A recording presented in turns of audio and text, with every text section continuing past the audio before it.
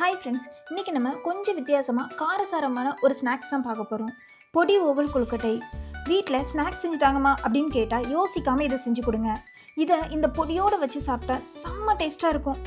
வாங்க எப்படி செய்யலான்னு பார்க்கலாம்.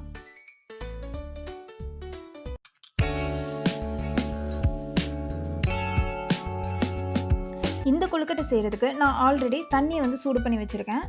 1 கப் பச்சரிசி மாவு எடுத்து சூடு பண்ண தண்ணியை கொஞ்சம் கொஞ்சமாக ஊற்றி நல்லா பிணைஞ்சிக்கோங்க. சாஃப்டாக பிணைங்க, அப்போ தான் அந்த ஷேப் வரும். இப்போ நல்லா பிணைஞ்சு வச்சாச்சு. இப்போ ஷேப் கொண்டு வந்துடலாம். கொஞ்சமாக கையில் மாவு எடுத்து கையில் அப்படியே ஒரு ரவுண்ட் ஷேப்புக்கு நல்லா உருட்டிக்கோங்க.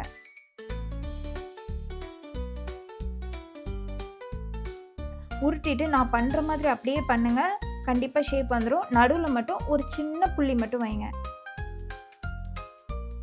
ஸோ ஷேப் இப்போ ரெடி ஆகிடுச்சு. இப்போது இட்லி கொப்பரையில் உள்ள ஒரே ஒரு தட்டு இருக்கு இல்லையா, அந்த தட்டுக்கு மேலே வெள்ளை கலர் துணி வச்சு இந்த ஷேப்பை அதுக்கு மேலே வச்சுருங்க. ஏன்னா இதை நம்ம ஸ்டீம் பண்ண போகிறோம்.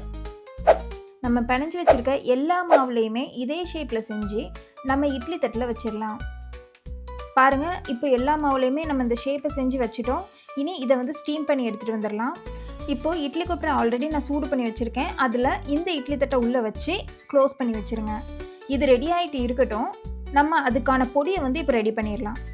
ஒரு பேன் எடுத்து அது கொஞ்சம் சூடானதோ 2 ஸ்பூன் கடலைப்பருப்பு, 2 ஸ்பூன் உளுந்தம்பருப்பு போட்டு நல்லா ரோஸ்ட் பண்ணிக்கோங்க.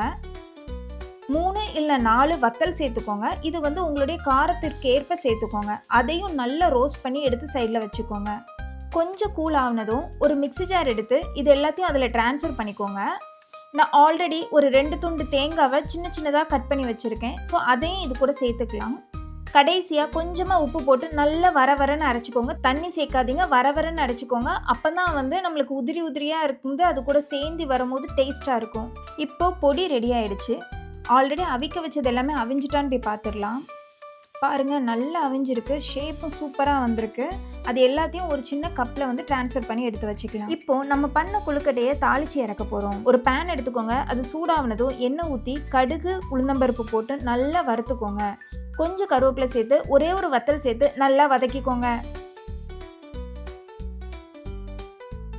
இது எல்லாமே நல்லா வதங்கினதும் நம்ம ஆல்ரெடி அவிச்சு வச்சுருந்த கொழுக்கட்டையை இது கூட சேர்த்துக்கோங்க. இப்போது இந்த எண்ணெயில் கொழுக்கட்டையை ஃபுல்லாக பரட்டி விடுங்க. ஃபைனலாக நம்ம ஆல்ரெடி அரைச்சி வச்சுருந்த பொடியையும் இது கூட சேர்த்து நல்லா கிளறி விடுங்க. கொழுக்கட்டை ஃபுல்லாகவே இந்த பொடியில் நனையிற அளவுக்கு நல்லா பரட்டி விட்டுக்கோங்க. நல்லா பரட்டுங்க. அப்போ தான் இந்த பொடியோடு சேர்த்து இந்த கொழுக்கட்டையை சாப்பிடும்போது ரொம்ப டேஸ்ட்டாக இருக்கும். இப்போ கொழுக்கட்டை ஃபுல்லாகவே ரெடி ஆகிடுச்சு. ஸோ இதை ஒரு பவுலில் நம்ம ட்ரான்ஸ்ஃபர் பண்ணிக்கலாம். பாருங்கள், பொடி ஓவல் கொழுக்கட்டை எவ்வளோ கலர்ஃபுல்லாக இருக்குன்னு. குழந்தைங்க ஏதாவது ஸ்நாக்ஸ் வேணும்னு கேட்டால் இது மஸ்ட் ட்ரைன்னு சொல்லுவேன். கண்டிப்பாக இதை செஞ்சு கொடுங்க. இது ரொம்ப காரமும் இருக்காது, லைட்டாக தான் இருக்கும். விரும்பி சாப்பிடுவாங்க. இது அரிசி மாவில் செஞ்சுருக்கிறதுனால இது உடம்புக்கு ஹெல்த்தியும் கூட. அதனால் மஸ்ட் ட்ரை. ஸோ வீட்டில் செஞ்சு பார்த்துட்டு இது எப்படி இருந்துச்சுன்னு கமெண்ட் செக்ஷனில் சொல்லுங்கள். இந்த வீடியோ உங்களுக்கு பிடிச்சிருந்துச்சுன்னா மறக்காமல் நம்ம சேனலை சப்ஸ்கிரைப் பண்ணிக்கோங்க.